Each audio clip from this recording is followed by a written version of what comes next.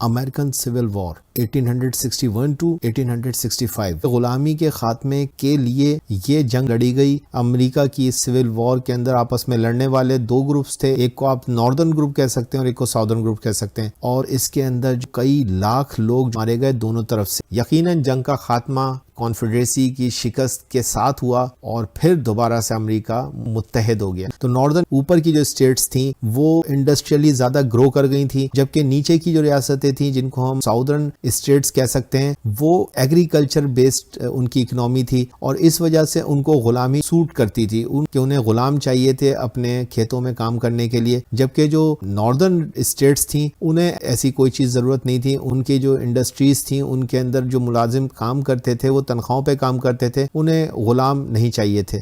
یہ basic controversy تھی جو امریکہ کے اندر سول وار کا سبب بنی۔ ناردرن اور ساؤدرن اسٹیٹس امریکہ کی سول وار کے دو بڑے گروپس تھے۔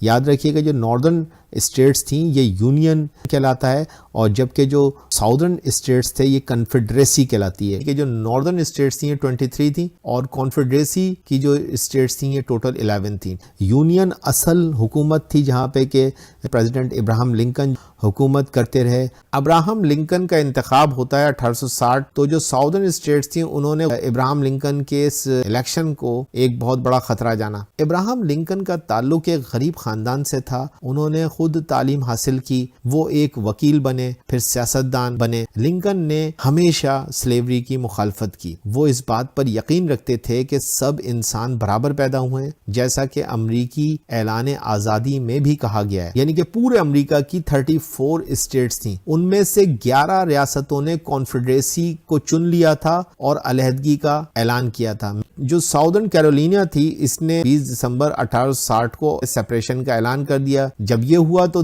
کچھ اور ریاستوں نے بھی علیحدگی کا اعلان کیا۔ نومبر 1861 میں جیفرسن ڈیوس کانفیڈریسی کے پریزیڈنٹ الیکٹ ہو گئے۔ اب کانفیڈریسی کا مقصد کیا تھا؟ جیفرسن ڈیوس اور دیگر ساؤدرن لیڈروں نے کانفیڈریسی کا قیام اس لیے کیا تھا تاکہ غلامی کو برقرار رکھا جا سکے۔ علیحدگی کا یہ جو اعلان کرنے والی ریاستیں تھیں انہوں نے فروری 1861 میں مونٹگمری الباما میں ایک کانفرنس کی، اور یہاں انہوں نے کانفیڈریٹ اسٹیٹ آف امریکہ جس کو CSA بھی کہا جاتا ہے اس کی بنیاد رکھی۔ ان ریاستوں نے اپنا ایک کانسٹیٹیوشن تیار کیا جو امریکہ کے کانسٹیٹیوشن کی ہی طرح تھا، لیکن اس میں غلامی کے حق میں ایک بہت مضبوط آرٹیکل کو شامل کیا گیا۔ کانفیڈریٹ اسٹیٹس آف امریکہ کا جو بننا تھا اور جیفرسن ڈیوس کی جو پریزیڈنسی تھی اس نے بالآخر امریکہ کو خانہ جنگی کے اندر دھکیل دی۔